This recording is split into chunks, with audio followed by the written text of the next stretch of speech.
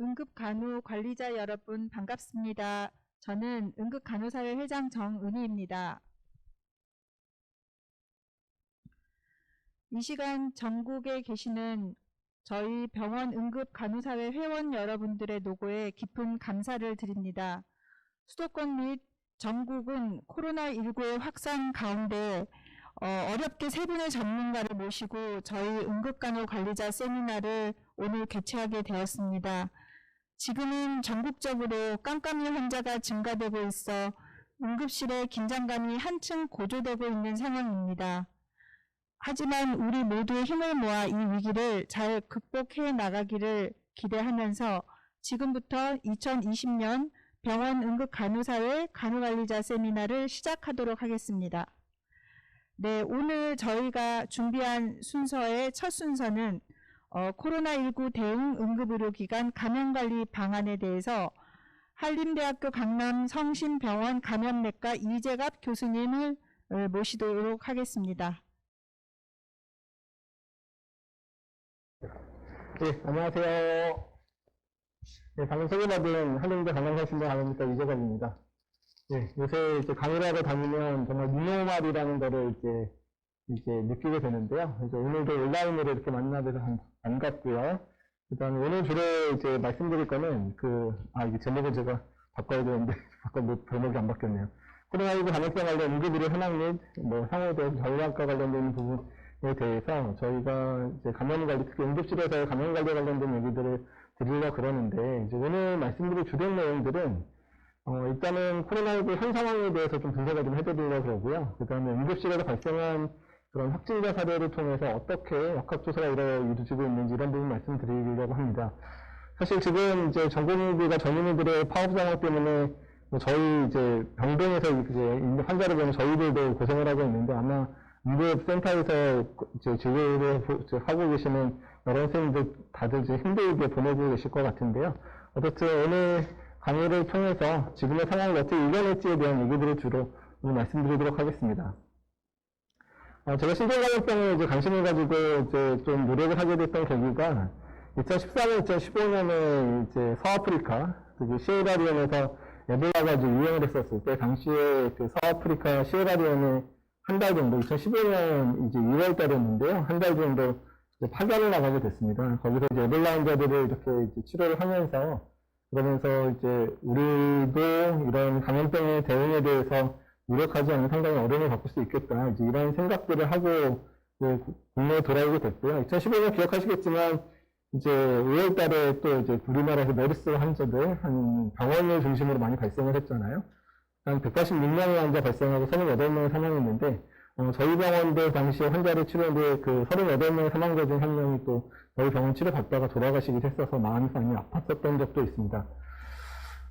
지금까지 많은 이제 감염병 아웃브레이크들이 이제 20세기, 21세기 있었는데, 기억하시는 1918년 스페인 독감, 대부분 다 아시겠지만, 이 당시는 사실 바이러스라는 개념이 정립되어 있지 않던 시절이었기 때문에, 독감이 바이러스인지 세균인지조차도 이제 감별을 못하던 그런 상황들이었고요.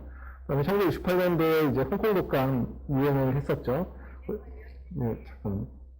홍콩 독감이 유행을 했었는데, 홍콩 독감을 여기서 이제 해드린 이유가 1968년 홍콩 독감 유행할 때 전 세계에서 한 100만 명 정도가 사망을 했습니다. 지금 전 세계 코로나19 사망자 한 80만 명이 되니까 홍콩 독감도 비슷한 상황들이었는데, 근데 홍콩 독감이 이제 이때 출현하고 나서 현재 50여 년이 지난 지금도 홍콩 독감은 매년 겨울마다 유행을 하고 있죠. 우리가 H3N2라고 하는 A형 인플루엔자가 홍콩 독감인데 조금씩 유전적 변이를 거치면서 거의 50여 년째 지금 우리나라에서도 전 세계적으로 유행을 하고 있고, 2009년에 신종플루도 기억하실 겁니다. 2009년에 신종플루도 이제 그때 유행할 때 우리나라에서 76만 명 확진자가 있었고요. 타미플루를 처방받은 사람이 약 500만 명을 처방을 받았으니까 어마어마한 사람이 감염이 됐던 거로 이제 기억이 되고 있는데, 이때 유행했던 H1N1은 지금도 토착화가 돼서 현재 겨울마다 이제 이 홍콩 독감과 신종플루가 번갈아서 유행을 하는 상황들이거든요. 어쩌면 지금의 상황들을 우리가 되돌아보면 이제 이번에 유행하는 코로나19 자체도 홍콩 독감과 신종플루처럼 아마도 몇 년이 지나면 겨울마다 유행하는 그런 바이러스가 남아있을 가능성이 높겠다. 이런 부분을 알려드리는 부분입니다. 1918년도에 이제 이런 식으로 그 많은 환자가 발생하니까 이런 창고를 이제 만들어서 환자를 보게 하기도 했었고요. 그 당시에 스페인 독감 때 한 5억 명이 감염이 됐고, 그 다음에 그 중에서 5천만 명이 사망을 했다 그러거든요. 한 500명, 1억 명이지만 되게 이제 전문가도 5천만 명이 사망했다 그러니까 엄청난 사람이 사망을 한 부분이었고, 근데 이제 우리가 여기서 이제 기억해야 될 부분들, 지금 아마 시사하는 바가 큰데, 이건 사망률 그래프기는 하지만, 1918년도 봄에 스페인 독감이 우선 유행을 했었을 때보다 2차 유행일 때 훨씬 더 많은 그런 사망자들이 발생을 했거든요. 어쨌든 이때도 1차 유행이 생각보다는 극심한 피해를 내지 않았으니까 사람들이 방심했던 것 같고요. 2차 유행도 1차 유행만큼이나 가볍게 지날 거라고 생각하다가 엄청나게 유행을 하면서 오히려 이제 뭐 되게 많은 피해는 2차 유행에 있었습니다. 저희가 지금 2차 유행을 맡고 있는 이제 입장에서 이런 부분들을 되게 마음을 둬야 될 것 같고, 보시면 2차 유행으로 끝난 게 아니라 그 다음에 몸에 3차 유행도 있었거든요. 그래서 코로나19도 우리가 이제 방심하면 2차 유행 생기고 또 좋아지더라도 또 방심하면 3차 유행 생기고 이런 식으로 지속적으로 유행이 생길 수 있는 그런 바이러스이기 때문에 우리가 계속 그런 마음의 준비를 하고 있어야 될 것 같고요. 우리나라도 마찬가지로 이제 스페인 독감 때 1600만 명의 인구 중에 700만 명이 걸렸다는 기억도 있고, 뭐 소사성 같은 경우는 8만 명이 사망했고, 뭐 사망처의 사람도 없고, 추수할 사람도 없더라. 우체국도 뭐 전원 사망했다. 이런 거 봐서는 특정 감염병에 대한 통제가 제대로 되지 않으면 이런 문제가 생기더라. 즉 경제까지도 흔들릴 수 있는 상황들이 생기기 때문에 지금의 상황도 보시면 알겠지만 우리나라가 2차 유행 전까지 방역도 어느 정도 잘하고 경제도 어느 정도 유지해놓은 그런 지속 가능한 형태의 부분들을 달성을 했기 때문에 지금까지 버티고 있다는 건데, 앞으로 이제 이런 상황들을 우리가 어떻게 해서 이겨나갈지에 대한 부분들, 지금의 2차 유행을 어떻게 또 이겨내는지가 앞으로 우리나라가 우리 경제적으로 더 좀 안정이 될 건지 이런 부분을 결정을 할 수 있다는 걸 보여드리는 겁니다. 그럼 코로나 바이러스에 대한 얘기를 드리는데, 코로나 바이러스의 코로나는 크라운이라는 그런 왕관이라는 단어에서 왔는데요.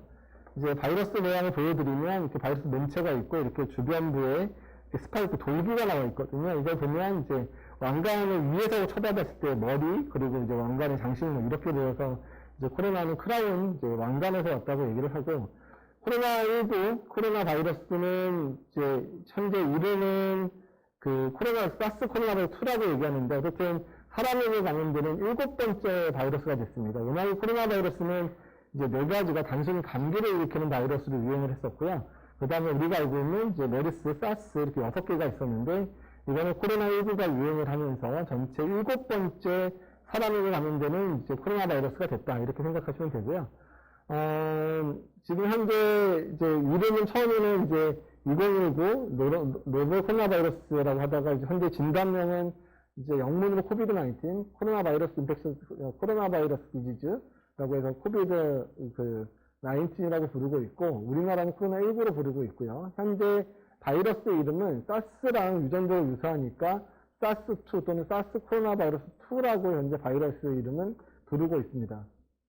왜 사스 코로나 바이러스 2라고 하냐면 이게 사스1이죠. 사스 예전 2003년에 했던 사스 바이러스랑 이게 지금 이제 코로나19인데 두 가지 유전적 차이가 한 10%밖에 이제 차이가 안 나서 아마 사스와 유사한 바이러스가 박쥐 사이에서 유행을 하고 있다가 다시 사람에게 전파 가능한 형태로 이제 전파가 되면서 이제 사람한테 넘어온 것 같다. 그래서 현재 이제 처음에는 2019 노벨 코로나 바이러스 부르다가 현재는 사스 코로나 바이러스 2라고 이름이 명명이 됐습니다. 이제 그러면 코로나 바이러스의 전파력과 관련되는 부분인데, 사스가 보통 기초재생산지수 한 명이 몇 명을 평균적으로 몇 명 감염시키냐를 얘기하는 건데요. 사스가 4.0이라 그러면 코로나19 같은 경우는 1.4에서 5점 정도 되더라. 그러니까 지금 5.0이 됐더니 신천지 내부에서의 그런 전파 속도 정도가 한 5.0이었다 이렇게 얘기를 하고요. 최근에 이제 코로나 환자가 많이 늘었죠. 그래서 지난주에 이제 400명까지 올라갔던 시절에 이 기초 재생산 지수가 한 2.8까지 올라갔다 그러고요. 지금은 조금 떨어져서 1.2에서 1.8 사이 정도에서 왔다 갔다 하고 얘기하는데, 이 기초 재생산 지수를 시간에 따라서 계속 지금 정부도 그렇고 여러 수학자들이라든지 여러 역학자들이 계산을 하고 있는데, 이게 1 이상이면 환자가 더 늘어난다는 얘기고 1 미만이면 환자가 줄어든다는 얘기잖아요. 그래서 방역을 철저히 해서 이 기초 재생산 지수를 1 미만으로 유지하는 게 현재 방역의 목표다 이렇게 생각하시면 될 것 같습니다. 그러면 전파 방법은 어떻게 될 거냐? 그러니까 코로나 바이러스의 전파 방법에 있어서는 상당히 이제 논란이 많았지만 어쨌든 주된 전파는 비말이다. 그러니까 비말을 통해서 전파가 되는데 극히 일부는 공기 중 전파 가능성이 있다라고 얘기하는데 지난번 WHO의 이제 전 세계 과학자 한 2, 300명 정도가 뭐 공기 전파 가능한 게 아니냐라는 그런 서한을 이제 보낸 적이 있었는데 그때에 발표된 논문을 보게 되면 어떤 내용이냐면 그러니까 사람 아주 밀폐된 공간 안에 사람이 여러 명 이제 확진된 환자가 여러 명 있고 그 안에 여러 사람이 있을 때 그 바이러스의 그런 배출량이 너무 많아지게 되면 밀폐된 공간 안에서 공기 전파가 되는 것처럼 아주 강보는 전파가 일어나더라. 그래서 이제 주로 얘기 들었던 게 좁은 공간에서 이제 합창단인 사이에서의 전파 사례라든지 어떤 특정 식당에서 전파된 사례가 예를 든 적이 있었는데 그래서 그 과학자들이 주로 얘기하고 싶었던 거는 공기 중 전파도 가능할 수도 있으니까 중요한 거는 일단은 그 마스크를 좀 더 잘 쓰자. 마스크를 제대로 쓰는 게 더 중요하다는 것을 강조하기 위해서 얘기했던 거고요. 이런 말 면모에서 보게 되면 어떻든 간에 실내에서는 마스크를 잘 쓰는 게 이런 강범위한 전파를 막을 수 있다라는 것을 오히려 증명하는 내용이라 볼 수 있을 것 같고요. 사실 공기 전파가 주된 거인 홍역 같은 경우는 아까 잠깐 보여드렸지만 홍역의 그 기초 재생산이 지금 15에서 20입니다. 즉 사람들 사이에서 홍역에 감염되지 않은 사람들끼리 모여 있으면 한 명의 감염자가 15명까지 감염을 시키기 때문에 코로나 바이러스의 전파 양상을 봐서는 홍역만큼 전파는 매우 빠르지만 홍역 정도까지 전파할 수 있는 능력이 있는 건 아니거든요. 그래서 일단 코로나는 비말이 주된 전파지만 일부 그런 밀폐된 공간에서는 공기 전파도 가능하지 않겠냐 정도가 돼 있고요. 또 한 가지 또 고민해야 될 거는 이런 식으로 비말이면 침방울에 바이러스가 묻어있는 거니까 이렇게 2m 이상을 날아가지 못하니까 멀리 가지는 못하는데 공기 전파라면 먼 곳에 있는 사람도 감염을 시킬 수 있는데 다만 한 가지 우리가 더 조심해야 되는 건 뭐냐면 이런 식으로 환자가 만졌던 공간이나 환자의 가래가 이렇게 떨어져 있는 그런 환경 같은 경우에는 손을 통한 전파도 가능합니다. 그렇기 때문에 우리가 이제 그런 그 개인 방역 수칙에 있어서 마스크 착용하고 손위생을 강조하는 주된 이유는 이런 간접 전파뿐만 아니라 이런 이제 비말 전파뿐만 아니라 간접 전파까지 고려해서 손위생 그리고 마스크 착용을 하도록 하고 있는 거고요. 사실 손을 통한 전파도 마스크를 이렇게 쓰고 있으면 손을 만질 때 이제 코라든지 이런 데를 안 만지게 되잖아요. 그렇게 되면 마스크 자체도 손을 통한 전파까지 예방하는 효과들도 있다라고 얘기를 하고 있는 거죠. 그러면 이제 현재까지의 그런 이제 바이러스 치명률을 보게 되면 최근 데이터를 보게 되면 바이러스 치명률이 제가 업데이트한 자료가 좀 이게 안 됐네요. 그러니까 지금 현재 전 세계의 사망률이 한 4% 정도까지 떨어지면서 확진자가 늘어나면서 그리고 이제 전반적으로 이제 의료 체계들이 좀 감당 4% 정도 떨어지고 우리나라는 한 1.8%, 영국이나 이런 데는 한 14% 정도 되고요. 미국이 계속 확진자가 많고 사망자가 많다 보니까 전 세계 평균을 현재 따라가고 있는 형태로 보입니다. 그러면 이제 이런 감염병이 유행할 때 어떻게 대응하는 게 손실을 최소화할 건가에 대한 부분들을 보여드리는 건데요. 이게 이제 3월 말까지의 각국의 방역의 수준 정도를 얘기한 건데 10명 발생할 때, 100명 발생할 때, 1000명 발생할 때, 10,000명 발생할 때 각국의 방역의 수준을 억제 요법들을 얼마나 올렸는지를 보여주는 건데요.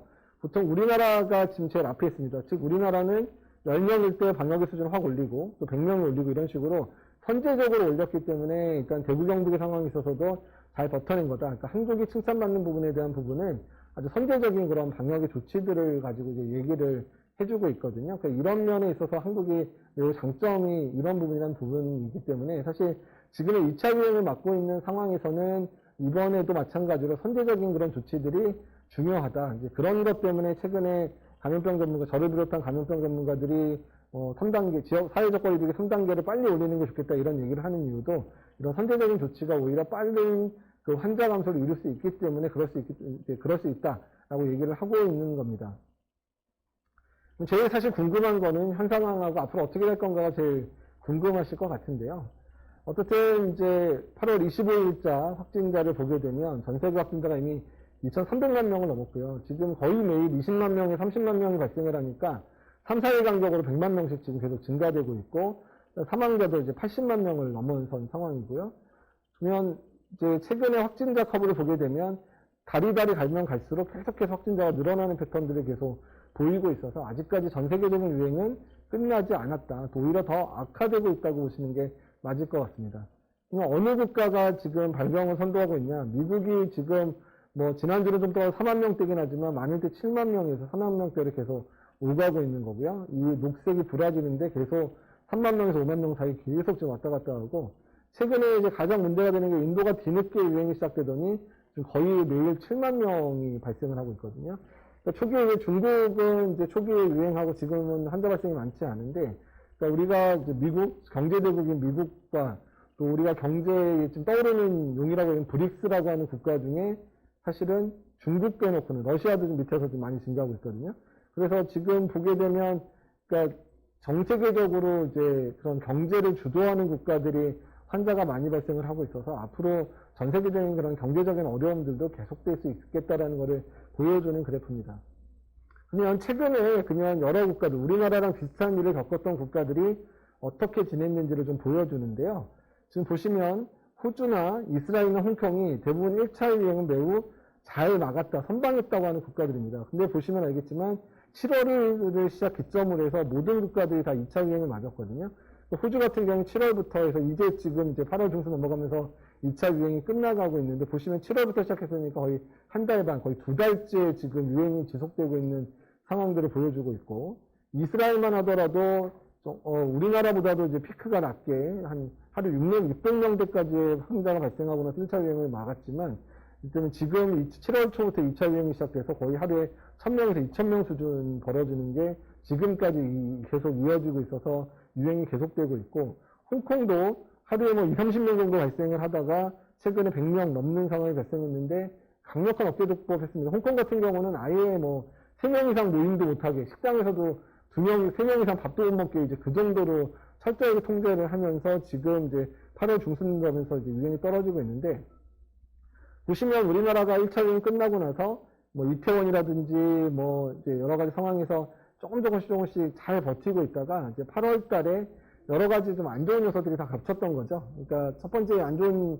요소들이 겹친 것 중에 하나는 이제 휴가철이 시작되는 거랑, 또한 두 번째 장마철이 시작되면서 실내 활동이 증가됐던 측면들도 있고, 또한 이제 경제 상황이 좋지 않다 보니까 휴가철에 맞춰서 정부에서 소비 진작을 위한 여러 가지 그런 내수 진작책들을 가동했던 측면들도 있고, 그런 상황에서 조금씩 확진자가 늘어나고 있다가 이런 뭐 사랑제일교회라든지 아니면 이제 강화문 집회가 그 늘어나고 있는 확진자를 이렇게 증폭시키는, 강하게 증폭시키는 역할을 하면서 이렇게 확진자가 늘어나는 패턴인데, 보시면 알겠지만 호주나 이스라엘이나 홍콩마저도 2차 유행이 있고 나서 거의 한 달 반에서 거의 2달 정도의 유행이 지금 지속되고 있고요. 이스라엘은 아직도 지속되고 홍콩이나 호주도 한 달 반 이상을 지금 유행이 지속되고 있다 이제 떨어지는 추세여서, 우리도 지금 선제적으로 빨리 이제 숫자를 줄이지 않으면 이 숫자가 상당히, 이 기간이 상당히 길어질 수도 있기 때문에 지금의 상황이 얼마나 우리가 이 상황을 통제할 수 있는지에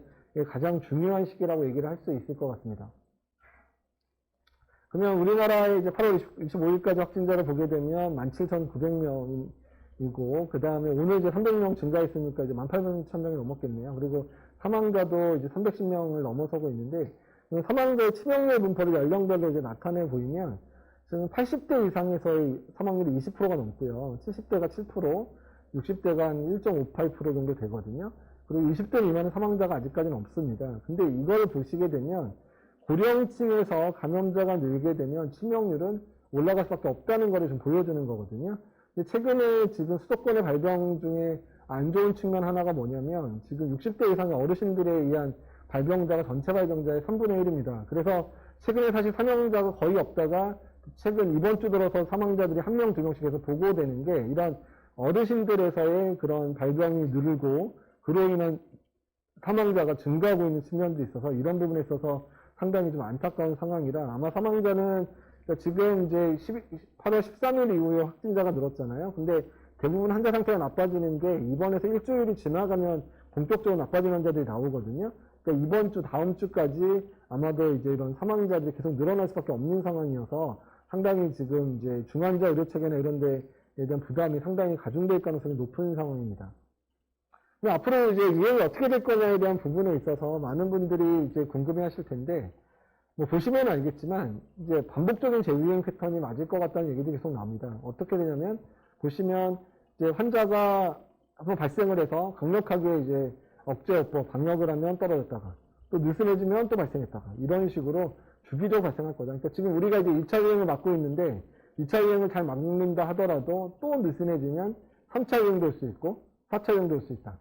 말씀드리기 참 민망하고 좀 그런 상황인데 어쨌든 그럴 수 있기 때문에 앞으로의 상황 통제가 상당히 중요하고 얼마나 경제랑 방역을 잘 균형 맞춰서 끌고 가느냐가 앞으로 상당히 이제 중요한 상황이 될 거라는 부분을 말씀드리는 부분이고요. 그러면 이제 초반에 이제 뭐 가을철에 유행이 생기면 위험하지 않냐 이런 얘기가 나는데 그 부분도 맞습니다. 특히 이런 유행 하나가 가을철에 독감 유행이랑 겹치게 되면 독감에 의한 피해와 그리고 이제 코로나19에 의한 피해가 이제 동반되면 상당히 위기가 올 거다. 왜냐하면 우리가 독감이 전형적으로 유행하는 좀 많이 환자가 많이 발생하는 해에는 보통 12월에서 2월까지 아마 뭐 다 아시겠지만 여기 응급실에서 일하시는 분들이 많으시니까 환자가 엄청 많이 오잖아요. 그러니까 그때 사망자가 거의 3개월에 700명에서 많게는 2000명까지 인플루엔자에 사망한다 그러거든요.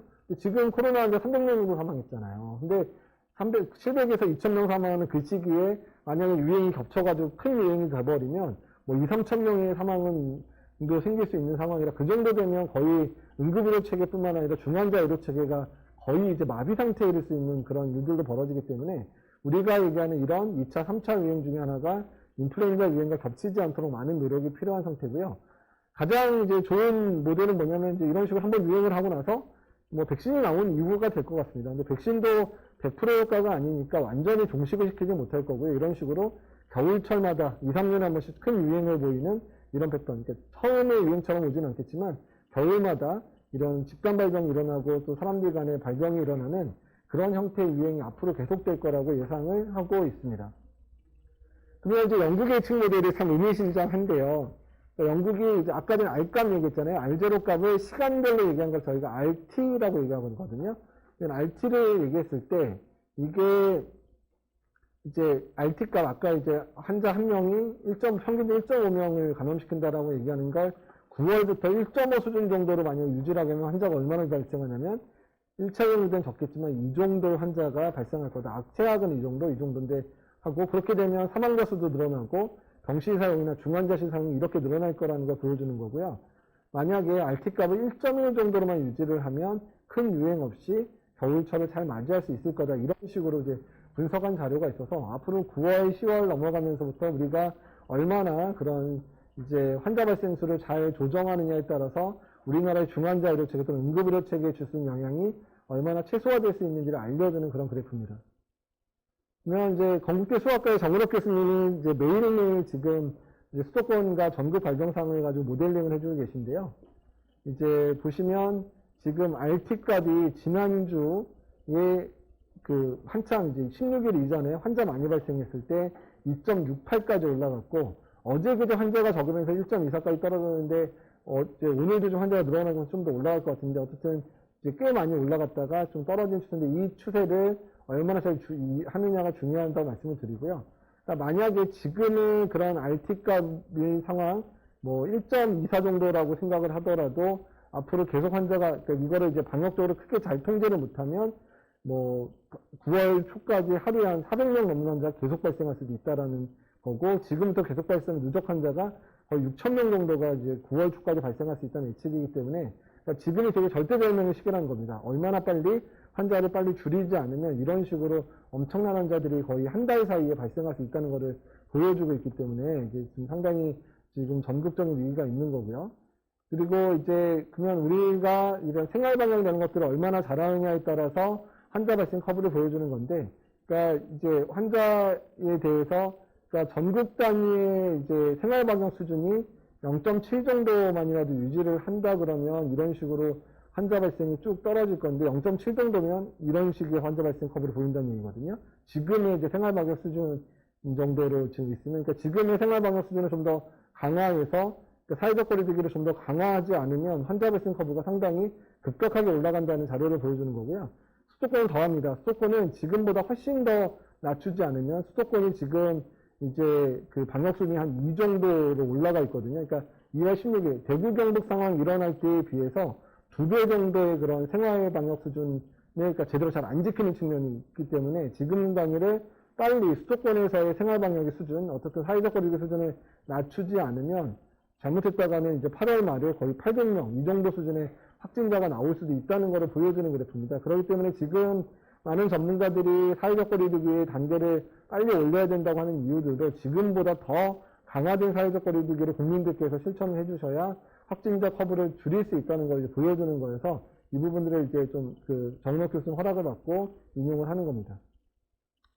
근데 지금까지 한국이 잘했던 게 뭐냐면 조기 진단, 대규모 선별진료의 대규모 진단, 조기 격리, 생활치료센터, 간호병 전담병원에서 환자들을 빨리 입원시키고 치료했던 부분들, 학교도 이제 온라인 수업 또는 이제 일부 단계적 등교 수업을 통해서 환자 발생 자체가 학교에서 많이 발생하지 않게끔 노력을 했고, 국민들께서 자발적으로 사회적 거리두기나 생활 속 거리두기를 아주 잘했던 측면들, 특히 우리가 70대, 80대 감염자 숫자를 잘 이제 조절을 해서 많이 감염되지 않게 했었던 부분들이 주요했었는데, 최근 들어서 이 부분이 다 무너지고 있는 측면이죠. 그러니까 대규모 선별과 대규모 진단 부분도 최근에 이제 역학조사를 거부한다든지 검사를 안 받으러 온 사람들도 있고, 생활치료센터나 감염병 전담병원도 최근 수도권 같은 경우에 부족한 상황들이 벌어지고 있는 측면들도 있고, 또 이런 부분들이 계속 있어서 이런 부분에 있어서 조금 더 이제 환자 숫자를 줄이는 노력과 함께 이런 부분들을 예전에 우리가 잘했던 부분들에서 잘할 수 있는 노력들이 필요한 상황이고요. 사회적 거리두기를 최근에 많이 느슨해졌던 부분들도 걱정이 됩니다. 또한 개인 위생도 요새 이제 마스크는 안 쓰면 법적인 처벌까지 받는 상황까지 이르게 됐긴 했지만 마스크나 손위생 계속 잘해주시는 부분 중요할 것 같고요. 백신과 치료제는 좀 계속해서 개발 노력을 계속 해야 될 상황입니다.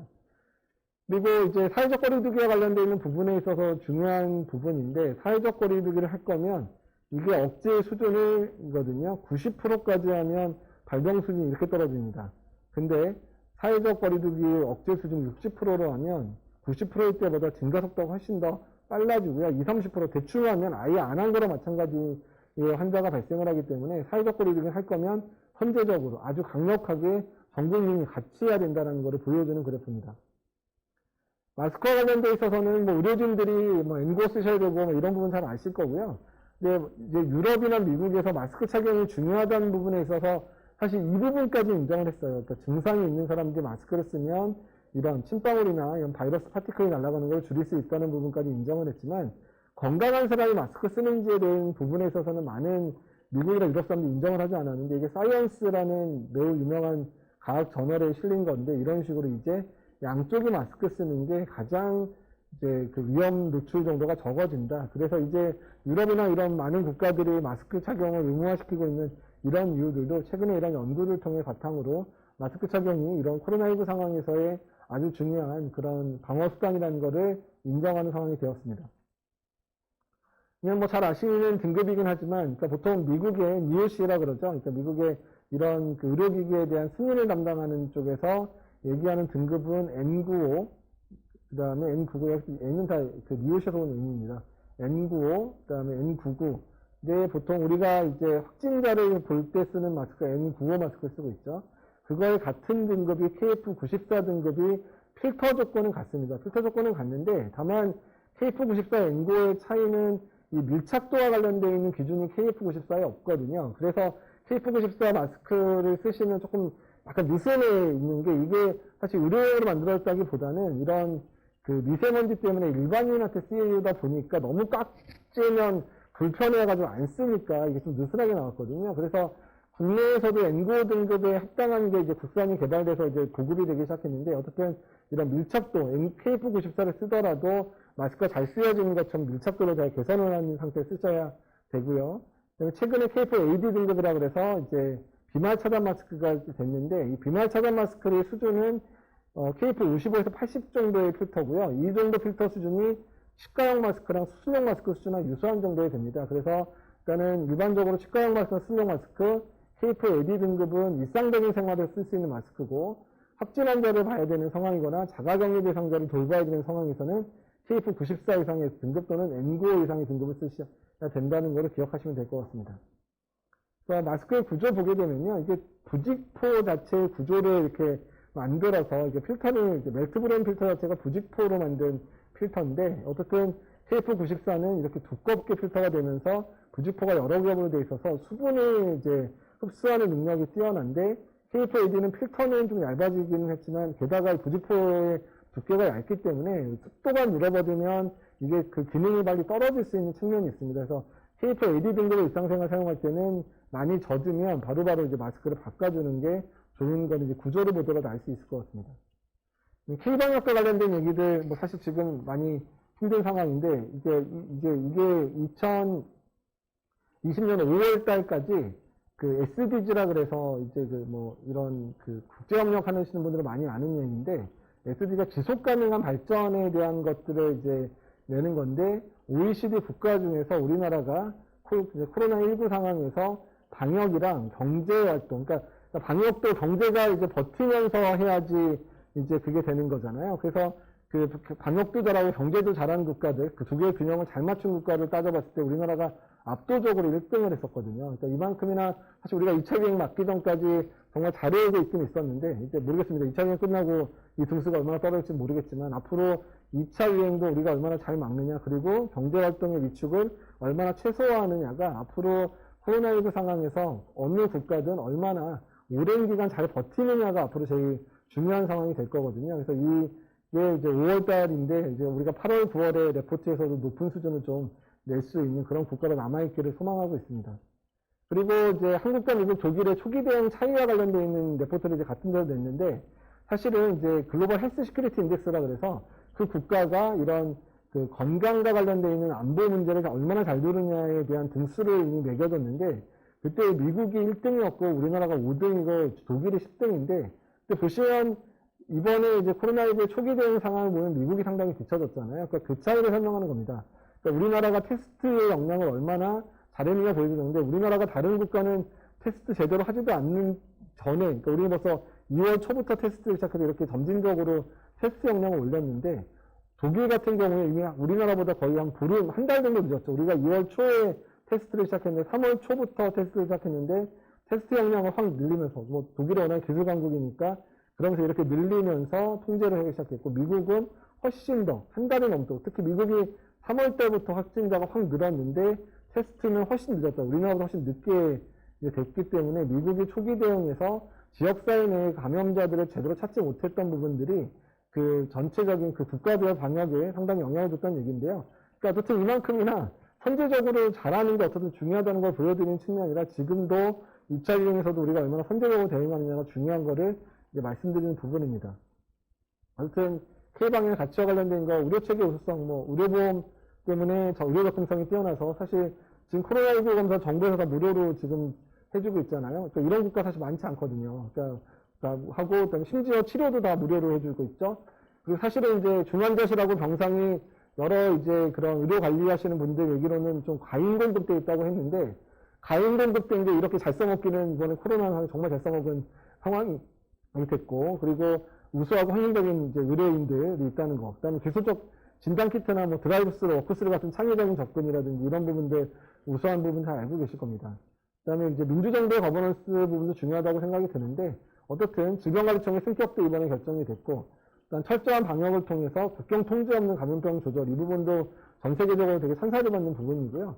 또한 우리가 사회적 거리두기를 뭐 1단계, 2단계, 3단계를 다 잡았지만 우리는 개인적인 그런 활동을 완전히 제약하는 그런 락다운은 없는 그런 사회적 거리두기 단계를 가지고 있고 대국의 의무의 상황에서도 우리가 집 밖에 나가는 걸 누가 잡는 적 한 번도 없잖아요. 그래서 그럼에도 불구하고 국민들이 자발적 참여를 통해서 사회적 거리두기를 지금까지 잘했다. 그러니까 지금의 2차 유행도 국민들이 사회적 거리두기를 잘해야 이겨낼 수 있다는 걸 말씀드리는 거고요. 또한 민간 전문가가 제시한 아이디어에 대해서 중앙정부나 지자체가 협조를 통해서 뭐 생활치료센터 또는 드라이브스루 그런 진단센터를 구성하는 측면에 있어서는 이런 이제 협력들이 상당히 돋보였다는 부분들 얘기를 드리고 싶습니다. 그래서 뭐 의료인과 역할 이 부분들은 좀 넘어가고요. 그 응급실 확진자 발생 사례를 보여드리는데 다 저희 병원에서 발생했던 사례입니다. 그래서 45세 남자였고요. 발열과 기침, 호흡곤란으로 응급실을 내원했고 응급실 음압결리실에서 이제 관찰을 했습니다. 근데 이제 일단은 폐렴이 있어서 CT를 찍었더니 전형적인 바이럴 뉴모니아였고 그래서 이제 코로나 PCR을 이제 기다렸는데 코로나 PCR이 인터미디에이트로 나왔어요. 한 35에서 36 정도의 아주 애매한 수준으로 나왔거든요. 근데 아무리 봐도 그 CT를 보거나 이거 봐서는 양성으로 판정을 했고, 아니나 다를까 이분 양성 판정하고 가족들 싹 다 검사하니까 가족들 다 양성으로 나오더라고요. 그래서 이런 식으로 뒤늦게 폐렴으로 응급실에 도착하는 사람들이 있어서 코로나 PCR이 아주 애매하게 나올 수도 있는데, 이럴 때는 임상적으로 판단을 잘 하셔야 되는 부분이고, 어쨌든 이렇게 갑자기 이제 뭐 환자가 발생을 했으니까 저희가 이제 역학조사, 이제 감염관리사 역학조사를 해서 혹시나 문제가 있었던 사람이 없는지를 봤는데, 인턴 선생님께서 마스크만 착용하고 환자 진료를 모든 간호사, 모든 출입자가 옷을 제대로 입고 했는데 이렇게 했었고, 전공의는 마스크하고 가운만 입고 환자 진료를, 장갑을 끼지 않고 진료를 했었는데, 일단은 역학조사가 논의를 해서 인턴 선생님은 14일 동안 자가격리되는 거로 됐거든요. 그러니까 음악격리실에 아무리 잘 만들어서 넣어 놓는다고 하더라도 음악격리실 근무자가 아차하고, 막 대부분 뭐 일부러 그랬겠습니까? 다들 너무 바쁘고 다른 환자 보다가 갑자기 연락 오고 그러니까 막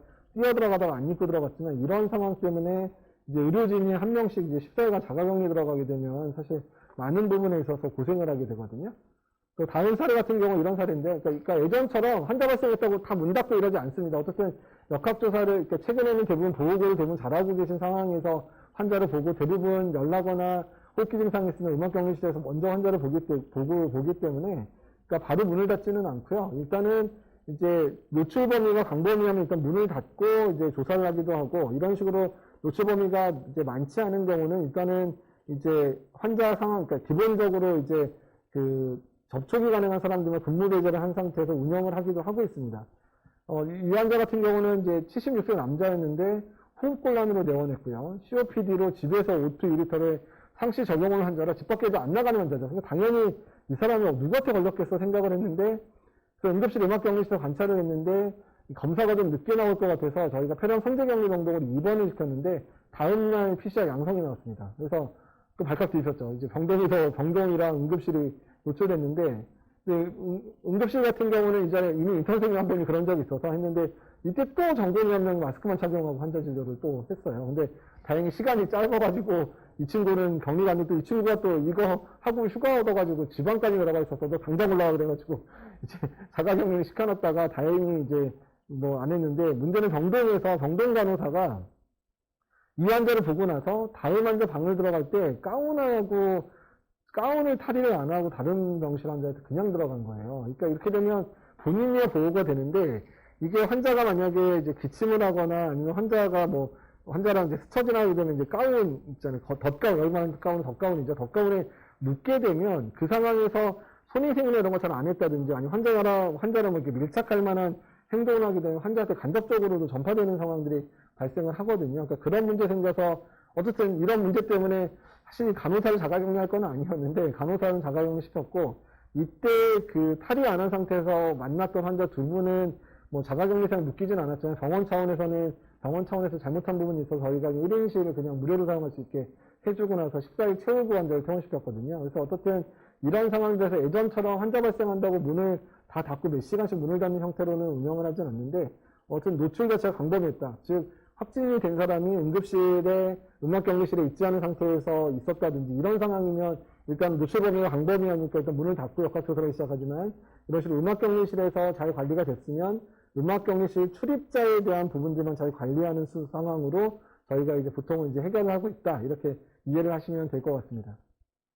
어쨌든 의료기관의 전략들, 일단은 외부 환자 유입을 위한 게이트 관리 철저히 하는 부분들 하고, 종사자들에 대한 관리 철저히 됩니다. 그러니까 종사자들이 연락을 말고를 떠나서 종사자들이 특히 그 음악격리실 들어가거나 이럴 때 그 재인보호 제대로 착용했는지 여부를 제대로 자주 하시면서 체크를 하시지 않으면, 그러니까 정말 저희가 설마 이럴까 했는데 저희가 CCTV를 보니까 정말 진짜 한숨이 막 나오는 그런 상황도 여러 번 있었거든요. 그래서 한 번씩 중간중간에 그런 CCTV나 이런 것들을 한번 모니터를 하셔서 직원들이 제대로 하는지 철저하게 하는지 하셔야 되고요. 그러니까 이런 식으로 2번 정도 겪고 나니까 그 이후에는 확진자가 여러 번 두세 번 더 발생을 했는데, 이런 격리자는 한 명도 발생하지 않는 상황들이 됐었어서요. 이런 부분 잘 관리를 필요하다고 생각이 듭니다. 호흡기관병 전략과 관련해서는 이제 급성 호흡기 발열 클리닉 운영에 대해서 정부가 계획을 하고 있지만 이거 잘 안 들어갈 것 같고요. 그 다음에 국민안심병원의 호흡기 클리닉과 선별제소를 통합해서 이때는 이제 좀 상시적인 진료 체계로 바꾸자라고 얘기가 나와서 지금 병원급들이 대부분 컨테이너 여러 개를 묶어서 이제 호흡기 클리닉과 선별조사를 통합하든지 아니면 실내 공간 중에서 이제 그 공기의 흐름, 외기를 이렇게 잘 돌릴 수 있는 공기 흐름 자체를 독립적으로 할 수 있는 공간이 있는 데는 실내로 지금 클리닉을 옮기고 있는 병원들이 상당히 많습니다. 또한 이제 인플루엔자랑 코로나19 동시 유행 상황에 대해서 응급실이라든지 외래 내원했을 때 어떤 기준으로 이제 환자를 볼 건가에 대한 플로우들을 지금 질병관리본부랑 감염병 전문가들이 워킹그룹을 만들어서 논의가 되고 있어서 이거는 아마도 9월이나 10월쯤에는 나올 것 같고요. 그 다음에 응급센터의 감염병 진료 기능 강화도 있어서 뭐 번영응급센터는 이미 격리실 있지만 지역 응급센터의 그 음악격리 숫자에 대한 기준이 없다가 음악격리 반드시 하나 이상 두도로 최근에 개정이 된 걸로 알고 있고요.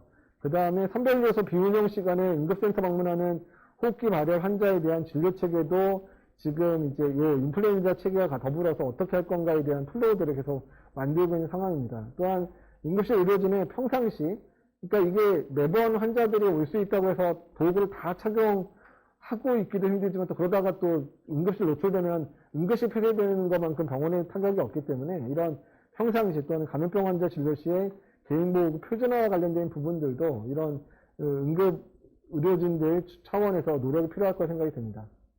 그래서 또 마지막 호흡기 안심병동 상설라든지 국가진영 건강병상, 코로나19 대응 긴급중환자 병실 확대, 인공호흡기 에크모 이제 비축 같은 거, 그다음에 이런 부분들도 현재 논의가 진행이 되고 있습니다.